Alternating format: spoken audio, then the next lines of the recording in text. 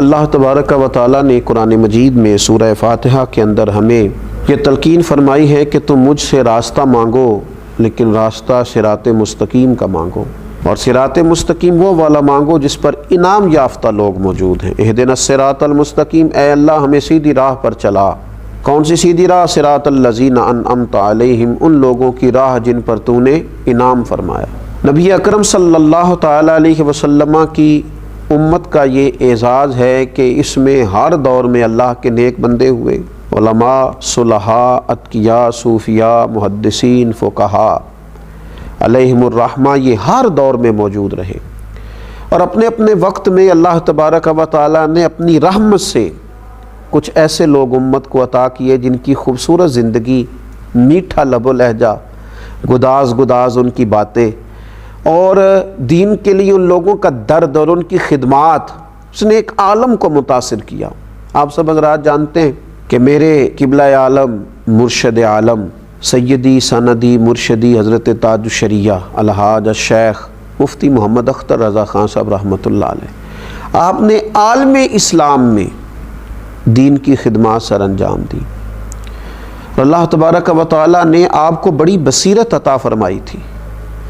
دنیا کے کس کونے میں، کس جگہ کوئی شخص خدمت دین کا فریضہ سر انجام دے رہا ہے، آپ اسے بخوبی جانتے بھی تھے، اور پوری دنیا سے آپ نے ان لوگوں کو رابطے میں بھی لیا، اور عالم اسلام کو جوڑنے میں ایک اہم کردار بھی ادا فرمایا۔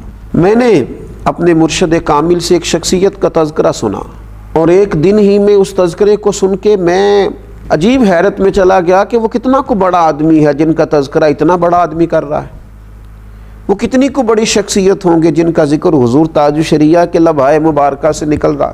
میں نے ان سے ذکر سنا صدر العلماء، شیخ الحدیث و تفسیر حضرت علامہ الحاج مفتی محمد تحسین رضا خان صاحب رحمۃ اللہ علیہ محدث بریلوی کا علیہ رحمہ۔ آپ حضرت تاج الشریعہ کے برادر نسبتی بھی تھے، اور اعلیٰ حضرت فاضل بریلوی رحمۃ اللہ علیہ کے چھوٹے بھائی مولانا حسن رضا خان صاحب رحمۃ اللہ علیہ کے پوتے تھے۔ اصول مفتی اعظم علیہ رحمہ کے خلیفہ اور منظور نظر تھے۔ حضرت محدث اعظم رحمۃ اللہ علیہ کے قابل ترین، لائق ترین شاگردوں میں سے تھے۔ آپ کا علمی قد کاٹ، آپ کا علمی وقار، آپ نے نصف صدی کے قریب تقریباً بریلی شریف میں حدیث پاک کا درس دیا، آپ نے ایک عالم کو فیض یاب کیا۔ یہ ساری علمی، فکری، فقہی مضبوط باتیں جاننے والے لوگ جانتے ہیں، لیکن ایک عام صوفی کے نقطہ نظر سے میری ان سے ملاقات رہی، بہت زیادہ بات چیت رہی، میں نے ان پر کچھ لکھنے کی بھی کوشش کی، مجھے کچھ ان کے قریب ہونے کا موقع ملا۔ میں نے 3 چیزیں ان کے اندر دیکھیں جو کہ ایک انسان کو انسان کامل بناتی ہیں اور ایک خوبصورت شخصیت کی تشکیل کرتی ہیں۔ سب سے پہلی بات، اسے کبھی بھلایا نہیں جا سکتا، وہ یہ تھا کہ حضرت کے مزاج میں بلا کی سادگی تھی۔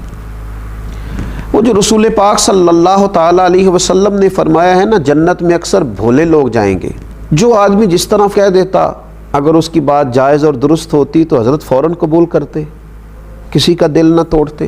اتنا بڑا آدمی ہے جس کے ہزاروں لاکھوں شاگرد ہیں، عقیدت مند ہیں، ارادت مند ہیں، اور وہ ایک سائیکل رکشے پر سوار ہوتا، سادہ سا کرتا، سادہ سا پاجامہ، اور غریب لوگ، سادہ لوگ کہتے حضرت ذرا میرے سر پہ ہاتھ تو رکھنا،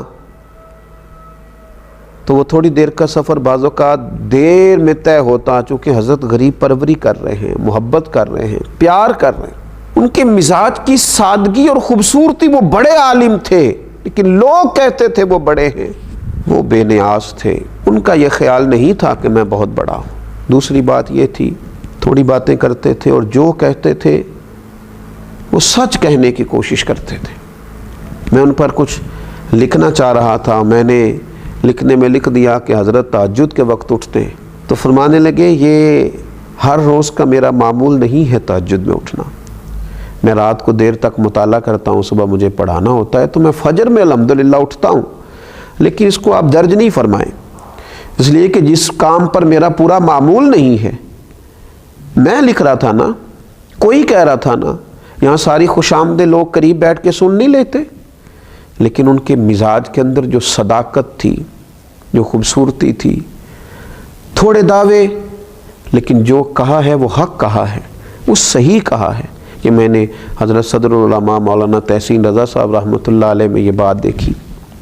تیسری بات حضرت کے اندر جو بڑی اہم تھی اور بڑی خوب تھی، وہ تھا رسول پاک علیہ السلام کا عشق، حضور کا پیار، اور نبی پاک علیہ السلام سے کامل وابستگی۔ وہ تو خیر اس گھرانے کا ترہ امتیاز ہے، لیکن حضرت کو اس میں سے اتنا خوبصورت حصہ ملا تھا کہ اس عشق رسول نے نہ پھر انہیں کام پہ لگا دیا۔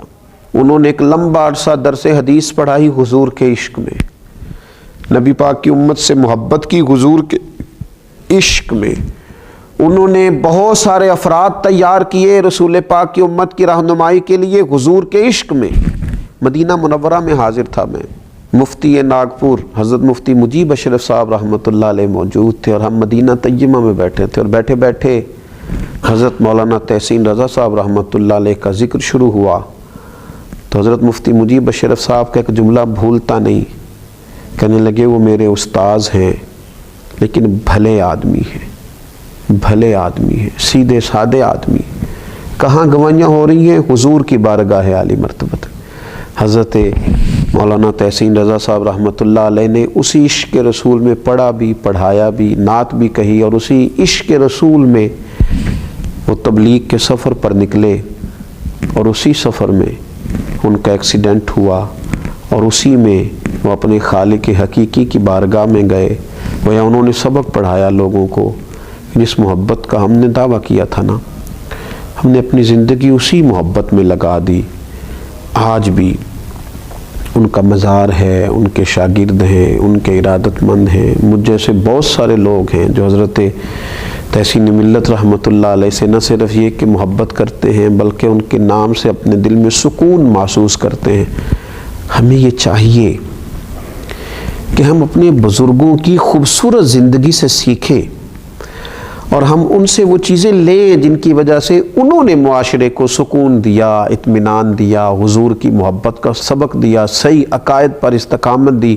اللہ تعالیٰ ان کے مزار پر، اور ان کے برادر عزیز کا مزار بھی ان کے ساتھ ہے، وہ بھی بڑے کمال آدمی تھے، صوفی باصفا تھے، تینوں بھائی بڑی شان والے تھے۔ میں نے ان کے ساتھ بھی وقت گزارا، حضرت قبلہ الحاج مفتی محمد حبیب رضا خان صاحب رحمۃ اللہ علیہ۔ لوگوں نے صوفی کا لفظ تو بڑی جگہوں پہ سنا ہوگا، جن کو صحیح معنوں میں صوفی کہا جا سکتا ہے وہ حضرت حبیب رضا خان صاحب تھے۔